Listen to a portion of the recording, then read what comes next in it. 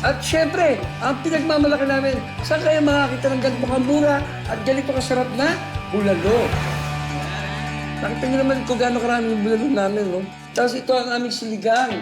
Napakasarap din yan at napakamura. Dati masaya na kami doon sa ganun lang, sa pandesal, sa ensamada.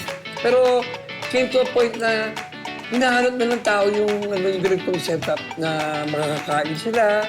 There's nowhere to go but to go this way. Kain. Mamatay kay sa inggit.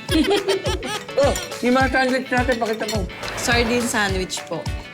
To luncheon meat sandwich po. Yan. Ham. Ham. Ham sandwich. Tapos, tuna sandwich. Yan. Plus, the tocino sandwich. tocino. Yan. Halagang 120 lang 120? po. Yes. Ano kakapalutin ninyo? Yes, mabubusog ka na po. At ito na yung aming pinakamalakas na in-order dito. Walang iba kundi ang ating chicken. Yan. 200 pesos. Tingnan nyo gano'ng kalaki yung manok. Sira ang diet ko rito.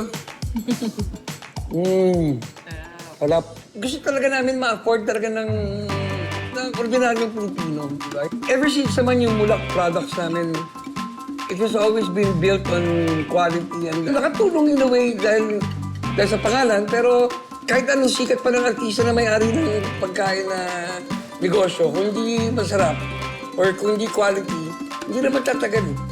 We've been in business since 1993. So, ang tagal na namin. Kumbaga meron na kaming track record. At para ipakita ang quality ng kanilang ensaymada, may patour pa si Kuya Onin sa kanilang production area.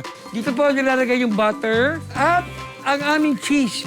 Pagka tininin niya yung ibang ensamada, basta yung cheese niya parang kulot-kulot na binuhos lang na gano'n. Pero yung mulak na ensamada, tinan niyo paano nilalagay. Diretsong-diretso siya at saka talagang hindi tinitipid. Ayan, no? Kadalasan kasi, pag binubuksan yung ensamada, yung mga nakikita ko, kadalasan, dito binubuksan sa ilalim. Pagka binuksan mo yun sa ilalim, sasabog yan, matatapon yung keso, sayang. Napakadali lang bubuksan. Ayan, no? Dito lang sa ibabaw. Yan. Yan na po. Diba? Ang dali, di ba?